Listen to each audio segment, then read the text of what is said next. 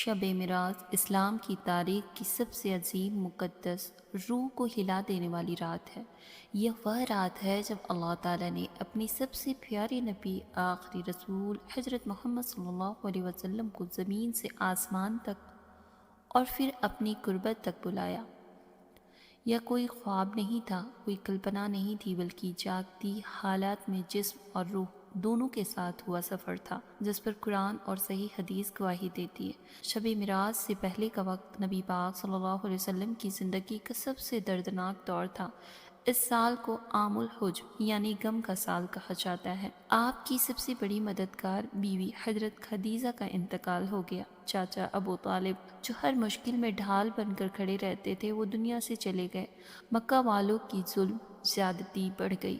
طائف میں آپ کو پتھر مارے گئے، جسم سے خون بہا، لیکن نبی پاک صلی اللہ علیہ وسلم نے بد دعا نہیں دی، بلکہ یہ کہا، اے اللہ، اگر تو مجھ سے ناراض نہیں تو مجھے کسی بات کی پرواہ نہیں۔ ایسے مشکل حالات میں اللہ تعالیٰ نے اپنے نبی پاک صلی اللہ علیہ وسلم کو تسلی دینے کے لیے شب معراج کا تحفہ عطا کیا۔ جب نبی پاک صلی اللہ علیہ وسلم حضرت حلیمہ سعدیہ کے گھر تھے، فرشتے آئے، سینہ چیر کر دل نکالا، حصہ شیطان نکالا، دل کو پاک کیا، پھر سینہ واپس کر دیا۔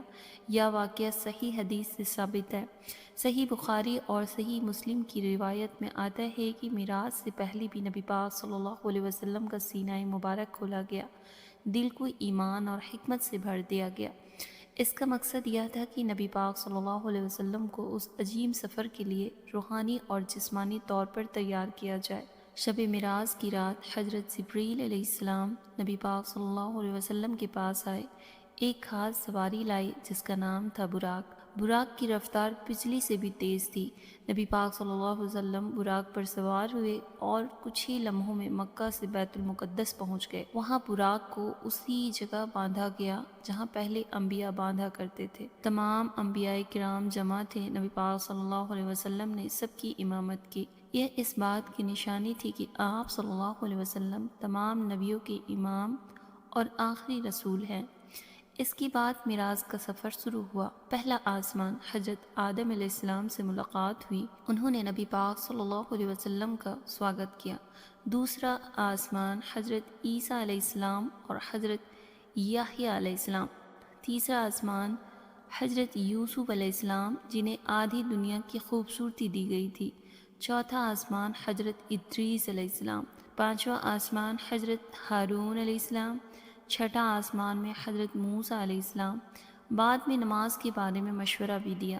ساتواں آسمان حضرت ابراہیم علیہ السلام۔ اس کے بعد نبی پاک صلی اللہ علیہ وسلم کو سدرۃ المنتہا تک لے جایا گیا۔ وہاں وہ مقام ہے جہاں تک کسی فرشتے کو بھی آگے جانے کی اجازت نہیں ہے۔